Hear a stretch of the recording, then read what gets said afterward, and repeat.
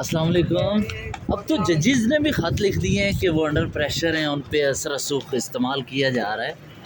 یہ میرے خیال میں ہمیں اپنے ججز کے ساتھ کھڑے ہونا چاہیے جنہوں نے یہ بڑا دلیری کا فیصلہ کیا ہے، اور ہم امید رکھتے ہیں کہ سارے جب سب انکار کر دیں گے اور یہ فیصلہ کریں گے کہ ہم نے پاکستانیوں کو، اپنے لوگوں کو انصاف دینا ہے اور اسی پہ قائم رہنا ہے، تو میرے خیال میں پاکستان صحیح سمت پہ چل پڑے گا. اور جو عمران خان تحریک انصاف کی بات کرتے ہیں، وہ یہی کہتے ہیں، ہمیشہ سے کہہ رہے ہیں، اور آپ کو سب کو پتہ ہے کہ وہ یہ کہتے ہیں کہ جب تک انصاف دینے والی عدلیہ ہماری مضبوط نہیں ہوگی تو لوگ پاکستان میں خوف میں رہیں گے.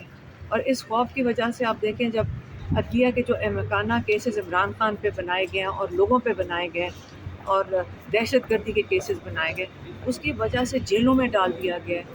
ان کو انصاف کسی کو دینے کے لیے کوئی ہے ہی نہیں جج جس کے پاس ہم جا کے ہم کہیں کہ جی ہمیں انصاف دیں، ہمیں ان جیلوں سے نکالیں جہاں پہ ٹرائلز ہی نہیں چل رہی.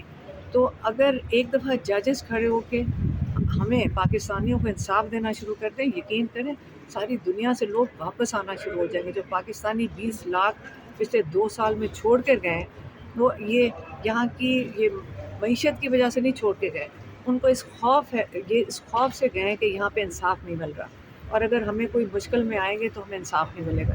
تو یہ تو اتنی خوشائن چیز ہے کہ آپ سوچ نہیں سکتے رات سے ہم سب کتنے خوش ہیں.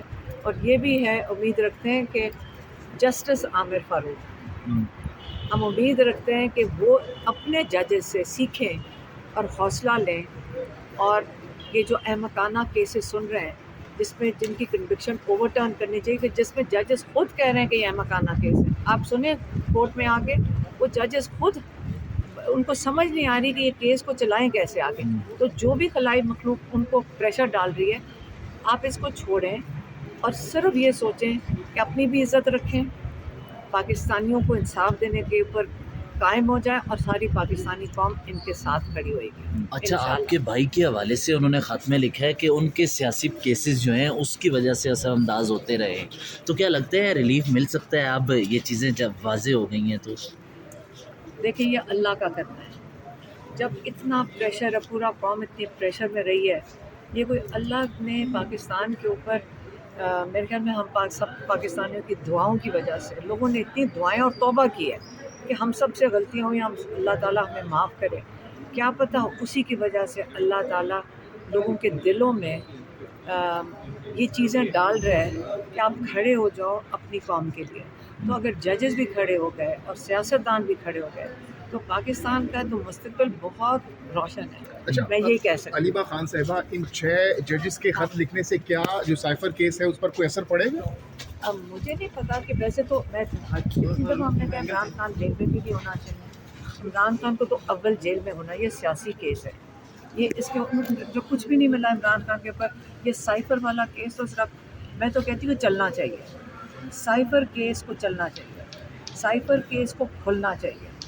سائبر کیس اگر کھلتے ہیں نا تو یہ بہت پاکستان کے لیے بڑا ضروری ہے کہ ایک دفعہ آپ دیکھ لیں کہ باہر سے جب اس قسم کا پیغام آتا ہے ایک سرکاری افسر سے، جس کو آپ نے سب نے دیکھا ہے کہ وہ اپنے جو الیکٹڈ نمائندے ہیں امریکہ میں، کانگریس مین، ان کے سامنے جس کو جواب دینا پڑ رہا ہے، وہ بندہ یہاں ایک فون کال کرتا ہے اور اس کے نتیجے میں ہم اپنی حکومتیں گرا دیتے ہیں. اور اس کو بچانے کے لیے، آپ اس لیے اس کی نوکری بچانے کے لیے اس وقت عمران خان جو ایک ایکس پرائم منسٹر اور ایکس فارن منسٹر کو جیل میں ڈال دیتے ہیں.